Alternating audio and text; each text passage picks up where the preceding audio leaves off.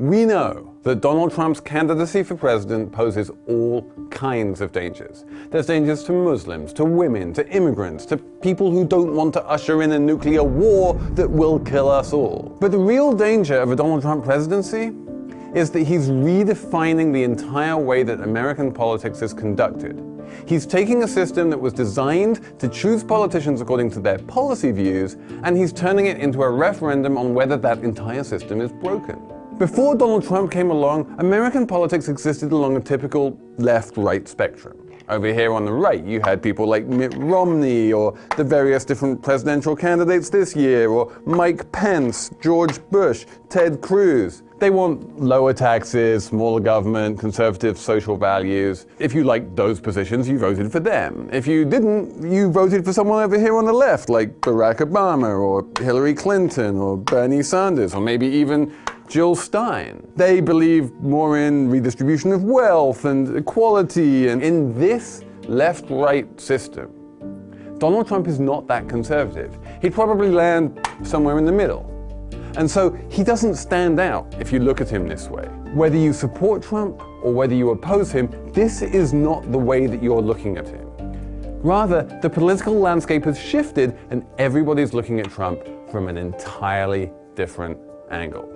Instead of asking what his positions are, people are looking at how angry he is, how much he's opposed to the entire political system which was represented by the old left-right spectrum. Over here, you have the establishment politicians, people like Clinton and Romney and Obama and all of the Bushes. And then a bit more to the angry end of the spectrum, you'll have Bernie Sanders or Ted Cruz. But Trump is really extreme, and it's on this axis where he really stands out. All those politicians who aren't Donald Trump start to look pretty much equally reasonable, even when the differences between them are enormous.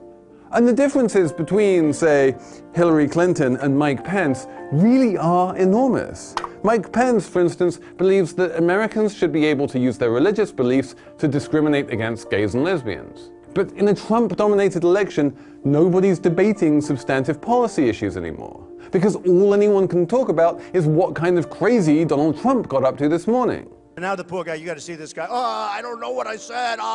If she gets to pick her judges, nothing you can do, folks.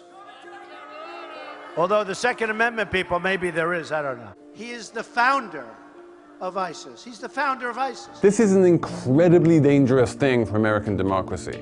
Democrats and Republicans, they don't believe the same things, not even close. But when Trump is in the room, those meaningful policy debates simply can't happen. Even if Trump doesn't win the election in November, the shift he's brought to American politics will damage meaningful political discourse for years.